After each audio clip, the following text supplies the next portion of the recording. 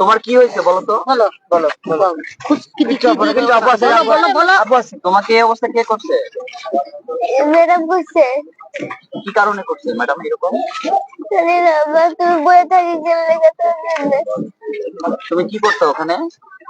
বাবু দেখতাম। হ্যাঁ, বাবু দেখতাম। এই যে এখানে এখানে মারছে দেখছে সিলাই করে সুস্থ সিলাই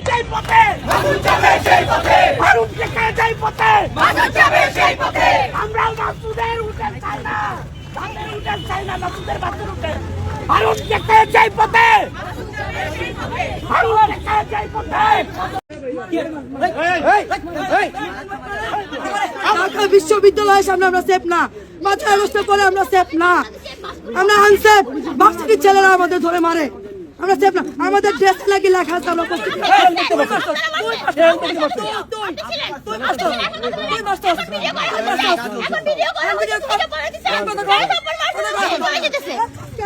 দিনের রিমান্ড মঞ্জুর করেছেন এবং এতে আমরা বিজ্ঞ আদালতকে আমরা কৃতজ্ঞতা এবং ধন্যবাদ জ্ঞাপন করেছি এবং বিজ্ঞ আদালত আরও বলেছেন যে এই মামলা তদন্তের স্বার্থে যেন খুব দ্রুত 10 দিনের মধ্যে যেন আমাদেরকে এই পুলিশের যে রিমান্ড ব্যাক ফরওয়ার্ডিং সেটা যেন এটা করেন। কারণ এখানে আপনারা জানেন যে বিলম্বতা ন্যায় বিচারকে আপনার বিঘ্ন ঘটায়। এখন আমরা এর আগেও আমরা দেখি যে সে বাথরুমে রাত্রি যাপন করত, বাথরুমের পানি খেয়ে সে জীবন ধারণ করত, বাথরুমের টয়লেটের পেপার খেয়ে সে জীবন ধারণ করত। অথচ এই মেয়েটাকে এই আজকে আসামিদেরকে জিজ্ঞাসা করা হয়েছে কেন নির্যাতন করা হয়েছে। তারা কতগুলো আশারে গল্প বলেছে, তারা বলেছে এই নির্যাতনগুলো আগেই ছিল। বিজ্ঞ আদালত প্রশ্ন করেছে যে এই নির্যাতন যদি আগে থেকে থাকে তাহলে আপনারা তাকে কেন কাজে নিলেন, তার কোনো সদুত্তর তারা দিতে পারে না। আপনারা কোনো ভিডিওতে দেখবেন না আমি কাউরে মারতে বলছি। ছোট চাকু, কেচি, ফয়েল পেপার, হাতুড়ি, বাটা, লোমক তোমাকে এগুলো কি এটা এমনি এমনি থাকার কথা? তো আমার লাইফে আমার কখনো মনে হয় না যে সুন্দর পরে কখনো আমি সরারদনে ঢুকেছি। যারা মির্জা ফখরুল ইসলাম আলমগীর তিনি বলছেন যে সময় হলে সিটি কর্পোরেশন নির্বাচনগুলো দেওয়া হবে বা মেয়াদ শেষ হলে। আমার জানা মতে আমি নিজে এই মন্ত্রণালয়ের দায়িত্বে ছিলাম। এই 12টা সিটি কর্পোরেশন প্রত্যেকটা নির্বাচন দেওয়ার জন্য উপযুক্ত, কোনোটাতে পূর্ববর্তী সিটি কর্পোরেশনের বর্তমানে মেয়াদ নাই, মেয়াদ শেষ হয়ে গেছে। তো এমত অবস্থায় প্রশাসক নিয়োগ দেওয়ার, নির্বাচন না দেওয়াটা আমি মনে করবো যে বিএনপি 11 দলীয় জোটের এবং শাপলাকলির পক্ষে যেই জনসমর্থন এসেছে সেটা দেখে তারা ভয় পেয়ে গেছে এবং বিশেষ তাকে দ্রুত সময়ের মধ্যে গ্রেফতার করা, এটা আমরা মনে করি এই নতুন সরকারের অন্যতম দায়িত্ব। এই রাষ্ট্রপতি কিন্তু শহীদ প্রেসিডেন্ট জিয়াউর রহমানের বিরুদ্ধেও আপনার বিরুদ্ধাচরণ করেছে, মানে নেতিবাচক বক্তব্য দিয়েছে, খালেদা জিয়ার বিরুদ্ধে নেতিবাচক বক্তব্য দিয়েছে এবং ফলে আমরা মনে করি যে ফ্যাসিস্ট সময়ের চিহ্ন যে রাষ্ট্রপতি, সেই রাষ্ট্রপতিকে দ্রুত সময়ের মধ্যে আসলে গ্রেফতার করা প্রয়োজন। এবং তিনি যে ধরনের সাক্ষাৎকার দিয়েছেন সেটাও তো আসলে শপথ লঙ্ঘন হয়েছে। ফলে কোনোভাবেই বলছে যে সবার ফ্যামিলি কার্ড দিব বা এই যে সবার আইডি কার্ড নিয়ে নাকি বাইরে জমা দিব, মানে ওখানে দিব তারেক যে নাকি ফ্যামিলি কার্ডের মাধ্যমে ফ্যামিলি কার্ড দেবে, সেটা নাকি আজকে এই জায়গায় ছবি আইডি কার্ডের ফটোকপি জমা দিতে বলছে। পরে আমাদের বলছে হাতে হাতে রাখেন, সাইদাবাদ যাইতে হবে। তা আমরা তো ছবি আইডি কার্ড করতেও আমাদের প্রায় 60 টাকা খরচা হয়েছে, আবার এ জায়গায় আসতে 100 টাকা ভাড়া লাগছে। তাহলে আমরা এত দূর থেকে আসছি, এতটা হয়রানি হয়েছি, কারণ এখন এই জায়গায় এসে বলতেছে যে এটা নাকি ভুয়া। বলি যে পুরা গভর্নমেন্টটা হলো সমঝোতা, রাষ্ট্রপতি হলো আওয়ামী লীগের, প্রধানমন্ত্রী বিএনপির, আর বিরোধী দল হলো জামাতের। সব একসাথে মিলায় একটা প্যাকেজ তৈরি করা হয়েছে, যেই প্যাকেজ মধ্যে গণ অভ্যুত্থানের শহীদরা যে কারণে শহীদ হয়েছিলেন, আবরার ফাহাদ যে কারণে শহীদ হয়েছিলেন, এই প্যাকেজের মধ্যে কোনো লেশ মাত্র নাই। জনগণ অধীর আগ্রহে আছে যে বাংলাদেশ কবে পরিবর্তন হবে। নতুন একটি নিউজে আপনাকে স্বাগতম। দর্শক, ইতিমধ্যে আজকের ভিডিওর সারাংশ দেখে বুঝতে পেরেছেন ওটা কতটুকু গুরুত্বপূর্ণ তথ্যবহুল আলোচনা হতে যাচ্ছে। তাই অনুরোধ থাকবে ভিডিওটি না টেনে ধারাবাহিকভাবে দেখতে থাকুন। আর ইতিমধ্যেই যারা আমাদের চ্যানেলটি সাবস্ক্রাইব করছেন তাদেরকে অসংখ্য ধন্যবাদ। যারা এখনো আমাদের চ্যানেলটি সাবস্ক্রাইব করেনি, চ্যানেলটি সাবস্ক্রাইব করে ভিডিওতে একটি লাইক দিয়ে চলুন দেখে আসি আজকের ভিডিওর বিস্তারিত। আওয়ামী লীগের দুঃশাসনের কারণে ওনাদের পতন হয়েছে, মানে 5ই আগস্টের পর এরকম একটা ইঙ্গিত কিন্তু উনি দিছে। আওয়ামী লীগের দুঃশাসনের কারণে 5ই আগস্ট হয়েছে। আরো কি বলছিল, শেখ হাসিনা ওনার কদম বুচি নিত না, ওনার সালাম নিত না, ওনাকে অবহেলা করতো, ওনার সাথে যোগাযোগ রাখতো না, এরকম কথা উনি বলছে।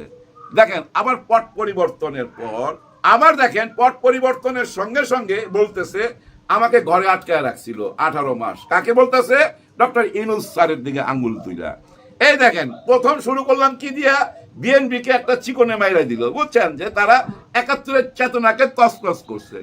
শেখ হাসিনা চলে যাওয়ার পর বলতেছে যে তাদের দুঃশাসন ছিল, আমার সাথে যোগাযোগ করে নাই, তার মানে আমি তার লোক ছিলাম না, মানে শেখ হাসিনার লোক ছিলাম না, এটা বুঝাই দিছে।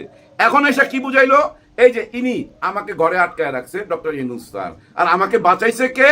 বিএনপি। বিএনপি পুরাপুরি সমর্থন দিছে এবং 3 বাহিনী আমাকে সমর্থন দিয়া টিকায় রাখছে। দেখছেন কিভাবে চেঞ্জ হইতাছে কথাবার্তাগুলা? এই জন্যই বললাম উনি সবচেয়ে বড় ভাগ্যবান।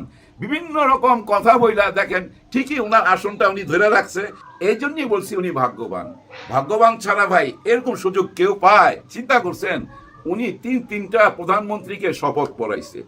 আজকে দেখেন মাননীয় প্রধানমন্ত্রী মহামান্য রাষ্ট্রপতি গেছেন কোথায়?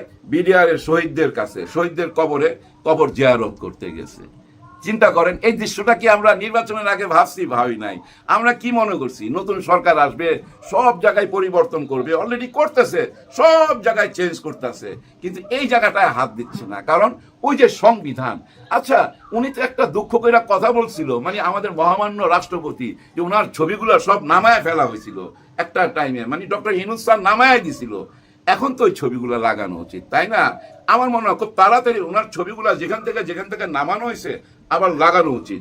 সম্মানীয় মানুষকে সম্মান দেওয়া উচিত, আর ওনারই থাকা উচিত। হ্যাঁ, ওনারই থাকা উচিত। উনি থাকলে ওই যে প্রথমে আমি যে বুদ্ধিটা দিছি ওই বুদ্ধিটা কিন্তু বাস্তবায়ন হয়ে যেতে পারে।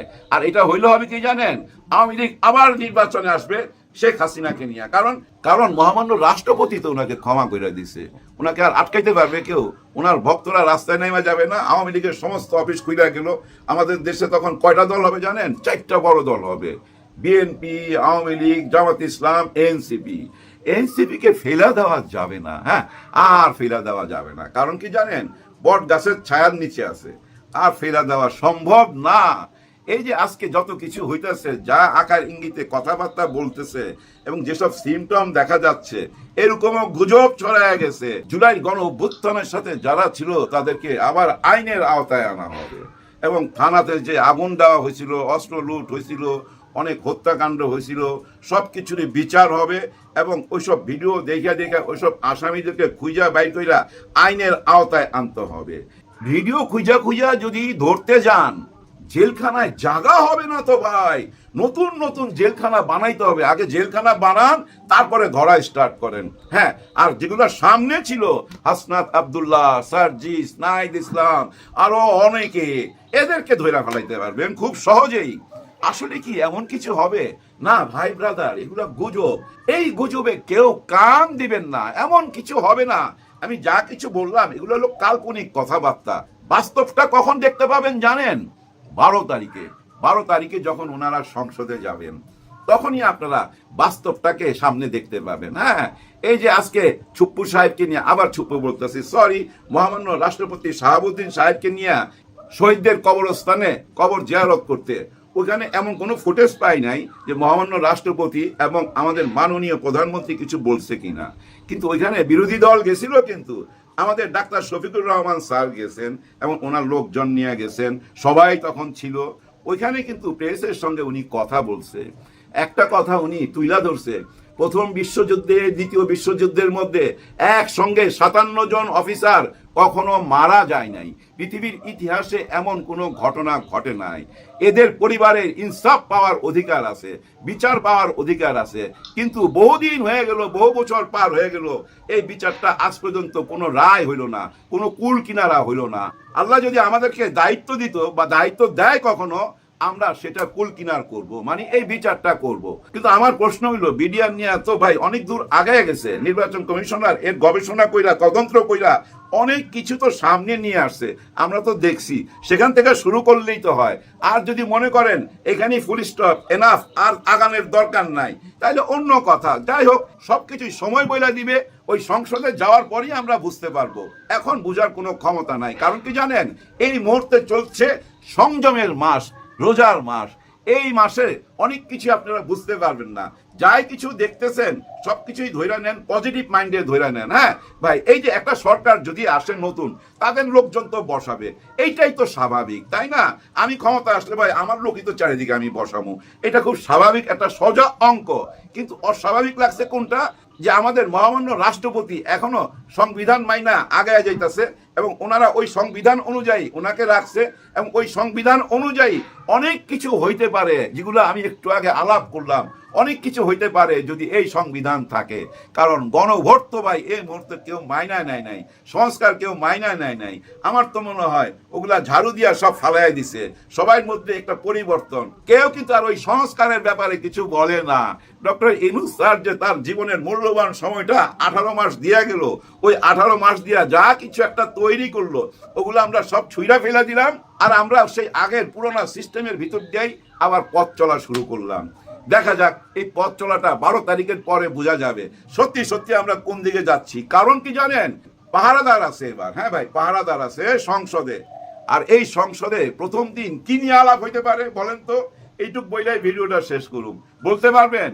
দেখবেন প্রথম দিনই যে আলাপটা উঠবে, সে আলাপটা হচ্ছে এই যে মহামান্য রাষ্ট্রপতি শাহাবুদ্দিন সাহেব, উনাকে নিয়েই প্রথম আলোচনা আসবে। কারণ কি, ডাক্তার শফিকুর রহমান স্যার কিন্তু স্ট্যাটাস দিছিল, সেখানে কিন্তু একটা ইঙ্গিত দিছে যে রাষ্ট্রপতি সাহেব আপনি অনেক কথাই তো বললেন, সব কথা কিন্তু বলেন নাই, এখনো অনেক কথা বাকি রয়ে গেছে, যে কথাগুলো সময় আসলে আমরা বলবো।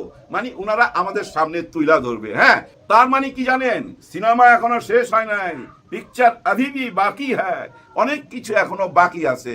ধরে নিতে পারেন এখনো 75 ভাগ খেলা বাকি রয়ে গেছে, 25 ভাগ খেলা দেখছেন, এখনো ইন্টারভেলই তো হয় নাই। ইন্টারভেল হবে কোন দিন জানেন? যেদিন এই মহামান্য রাষ্ট্রপতির পদে নতুন কেউ এসে বসবে, সেদিন হবে ইন্টারভেল।